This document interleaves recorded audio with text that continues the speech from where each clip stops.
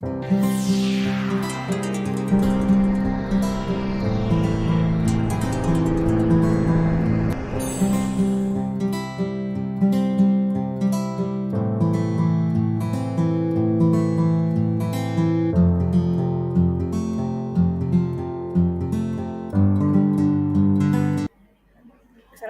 warahmatullahi wabarakatuh. Halo sahabat kebun, mungkin sudah sering kita dengar tentang pembiakan tanaman secara vegetatif dan faktor-faktor penyebab dilakukannya pembiakan tanaman secara vegetatif. Untuk lebih jelasnya mengenai materi ini, mari kita simak video ini. Pembiakan tumbuhan secara vegetatif adalah perkembangbiakan tumbuhan yang hanya melibatkan satu induk saja. Dapat dikatakan bahwa perkembangbiakan secara vegetatif adalah perkembangbiakan tanpa melalui kawin. Perkembangbiakan vegetatif ini dapat dibagi menjadi dua, yaitu vegetatif alami dan vegetatif buatan. Vegetatif alami tidak melibatkan campur tangan manusia. Contoh vegetatif alami yang pertama adalah spora. Kotak spora atau sporangium akan pecah, lalu spora akan keluar dan jatuh di tempat yang cocok. Spora akan tumbuh menjadi tanaman baru. Spora fungsinya mirip dengan biji.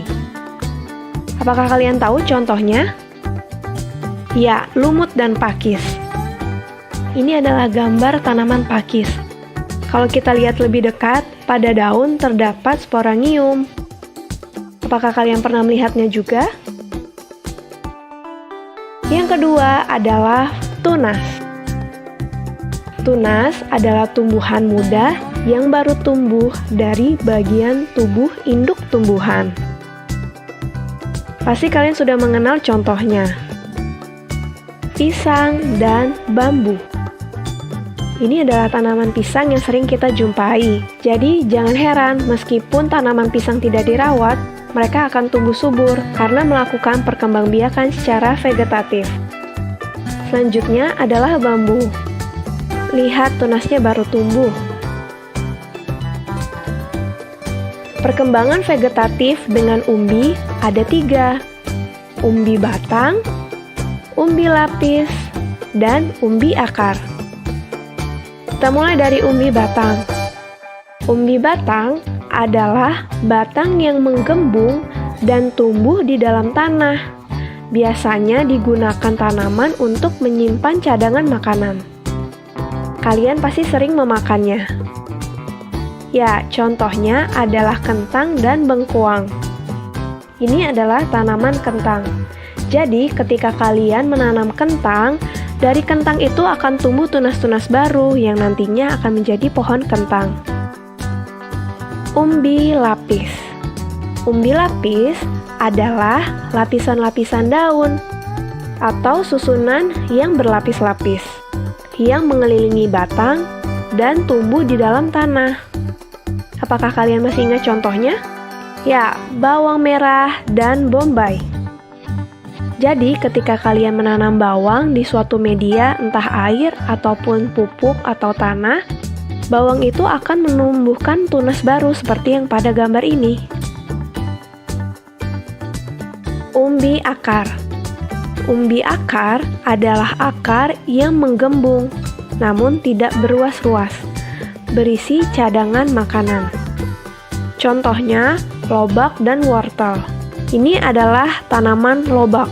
Jadi ketika kalian ingin menanam lobak, kalian bisa memotongnya, namun tidak menghilangkan pangkal batangnya. Dan ketika kalian tancapkan ke tanah, lobak itu akan tumbuh kembali menjadi tanaman lobak yang baru. Selanjutnya, akar tinggal. Akar tinggal atau rizom adalah batang yang tumbuh mendatar di bawah permukaan tanah, berbentuk mirip akar, berbuku-buku atau beruas-ruas.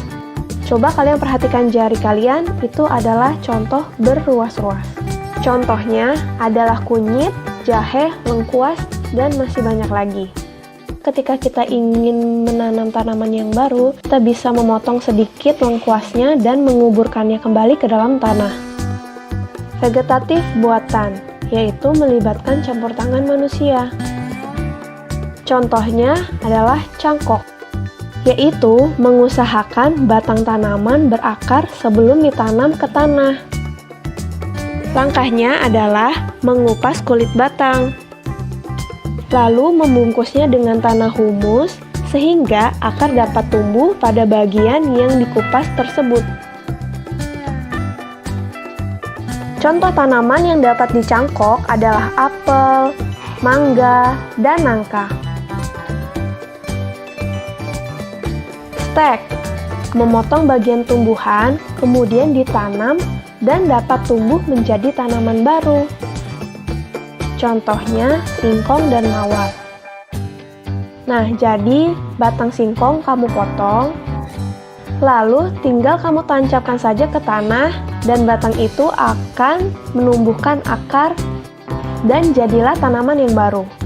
Stek ini bukan hanya stek batang, namun stek daun. Jadi kamu tinggal mencabut daunnya dan menanamkannya ke tanah.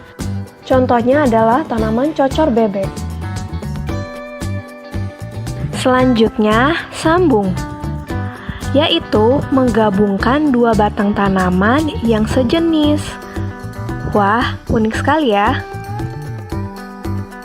Contoh tanaman yang melakukan perkembangan vegetatif dengan cara disambung adalah singkong dan mawar. Perhatikan gambar batang mawar yang nantinya akan disambung, lalu diikat dengan baik agar menyatu sempurna. Biasanya hal ini dilakukan untuk menggabungkan dua keunggulan tanaman. Nah, ini adalah contoh dari hasil penyambungan mawar merah dan mawar putih. Indah ya? Merunduk, yaitu mengusahakan bagian batang tanaman agar mengenai tanah atau merundukannya. Kemudian dibenamkan oleh tanah.